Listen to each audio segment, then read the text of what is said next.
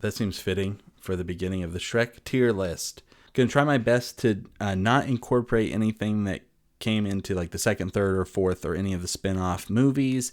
Just focus in on that first one. Really kind of try to think about and remember what it was like to be there in 2001 watching Shrek for the first time. So yeah, let's just kind of get into it. Shrek is our first go.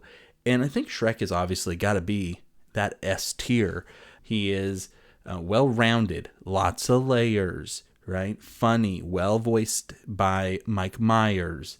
I don't know if there's anything negative to say about Shrek as a character, as much as that might seem like kind of a meme answer right now at this point in time. I think Shrek is maybe one of the best protagonists ever created. He actually has an arc and everything, which doesn't happen that often. Shrek is great. Next up, we're going to kind of cheat a little bit, and we're going to include multiple characters in one, and that's the Three Bears. Really is a sad story in this first Shrek movie, right? You see all three of them in the cages at the beginning, but then later on in the movie, you only see Papa Bear and Baby Bear, and in fact, I'm pretty sure you see Mama Bear as like a rug at Farquaad's place, or like his blanket. So yeah, pretty messed up. Not a lot of characterization. I do just want to point out that kind of sad little story about them. So let's give the Three Bears a B for bear. Next up is going to be Pinocchio. I know Pinocchio really kind of gets fleshed out as the series goes on, but in this first one, he's really kind of, just like a one-trick pony, right? He gets like one scene or whatever with his nose growing, and he's got the funny voice, right? We like that. We like the funny voice. We'll go C tier, Pinocchio. Here's an F tier character if one has ever existed. In fact, I know she could be in contention to join Coleman Trebor in the super F tier. This is the woman who is selling Donkey, and so that's obviously really bad, and she's mean to him. She makes him sad. So I don't like her. F tier for this lady. Easy breezy. Now we get to Donkey himself. I really do think in this first Shrek movie, Eddie Murphy's performance as Donkey is very well-rounded, right? He's obnoxious, but he's also kind of the heart of the movie. He is making Shrek a better person by being around, which again, I like characters like that. Oh, and he also hooks up with a dragon, so that's all great. I'm going to put Donkey up in S tier as well. So Three Little Pigs, their accents are funny. I don't know why. Maybe that's where the fairy tale originates from. I didn't do a ton of research for this one, guys. We're really kind of just going off of emotions on this tier list, which is perfect. They get some funny lines too. Similar to Pinocchio, they aren't much in the way of characters. I'll put them right there, C tier. The Three Blind Mice, they are about as good as the Three Little Pigs. So I think I might just put them right there as well. Just a little bit below them. Snow White, I put on the list, though I'm like, and she's not really a character. She's asleep the whole time. D tier. The Seven Dwarfs, but they really, again, don't have much that they're doing. Like they're putting her on the table, and that's about it. I'm going to put them a little bit above her, but that's just because they're actually awake and talk. Big Bad Wolf is good. I like the voice actor for this one. In this movie, just the delivery of what is maybe enough for me to put it above the bears. I think he definitely is. We're gonna go above the Three Bears. Pied Piper is not a character. I wonder why the Three Blind Mice aren't put under the spell of the Pied Piper. Interesting. I hadn't thought about that before. Maybe a plot hole, and now Shrek is ruined. So I'm sorry to have done that. The internet. I accidentally stumbled upon a plot hole in Shrek, and I've wrecked it. Take all of the memes down. It's over. Oh, but anyway, yeah, he can be in D tier. The unicorn I wanted to put on this list because, for one, I didn't realize there was a unicorn in Shrek until I was doing some research on this, but I guess there's a unicorn in Shrek. It's like the Shrekpedia, whatever it's called. They got like a page on the unicorn. So I just thought that was funny.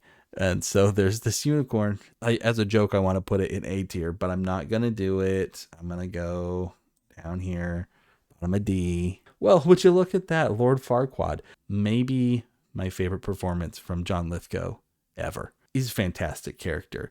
just so nasty. They do play up the joke of him being small a lot, but I think that they do a really good job of still making sure that he does seem threatening. Like, obviously Shrek could just like punch Farquaad's head off if he got a hold of him, but he's got enough muscle around him where that's not something that can just happen. He does have a great design.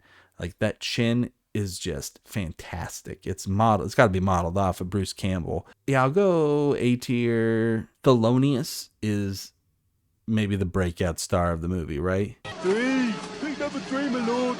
Maybe one of the funniest things in the entire movie. I remember that being quoted in middle school, like to the same level that like Austin Powers was. Thelonious, I'm going to put him in A tier as well. I jokingly in my head was like, I'll put him S tier, best character, but I can't do it. I've always been like, why are his eyes like that? You know, like the green.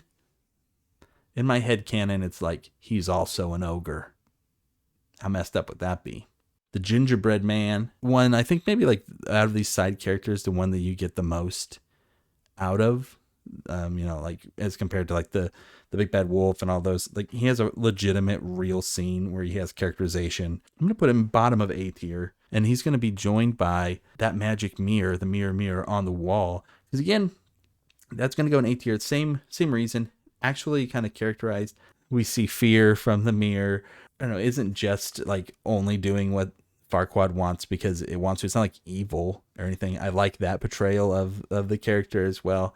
And then also him just being like a dating show kind of host is also a unique and funny, not maybe a character per se, but definitely somebody in the movie that makes me laugh. And that's the mascot from Duloc. He just looks so scared. His head inside the mouth of Lord Farquaad is just very funny to me. And I love that scene when Shrek just walks through all of the little barricade things too. So I'm going to put him B tier. We're going to go mid B tier. This lady, the wrestling fan from the scene where Shrek is fighting all of the guards, very, very funny. And in our house, always reminded us of my aunt. And so shout out to Aunt Margie. I don't know if she really liked wrestling as much as we grew to believe she did just because of this lady. But somebody at one point in time said, hey, she kind of looks like Aunt Margie. And Aunt Margie had like talked about wrestling before. And so that made us just be like, that's her and that's her thing. And that's Aunt Margie. And so I always love it when she yells. So because of that, let's put her in B tier as well. Oh, look, another character that kind of has some development and everything. I'm putting Dragon way up in S tier. People might say like the Deus Ex Machina of the story. She shows up and then all the problems get solved and she eats the bad guy. I don't know, but I think it's earned, right? Because like she was a problem and then Donkey befriends her and they become romantically involved. And then she wants to be there and support her man. And I think that's great. I love that they also continue to make it so she doesn't talk. Like they don't cheat out. And it's like, oh, and by the way, Dragon was just yelling, being a monster before, but now she talks. It's like, no, she's just a dragon. It's kind of crazy that we get this far into the character list before we get to Fiona, like the female lead of the movie. She's good. I mean, and they show in the movie like, oh, she's not just a damsel in distress. Like, look at her. She can fight off these problems and stuff. But then like later she is just a damsel in distress. And like, that's what she ends up being, relegated to.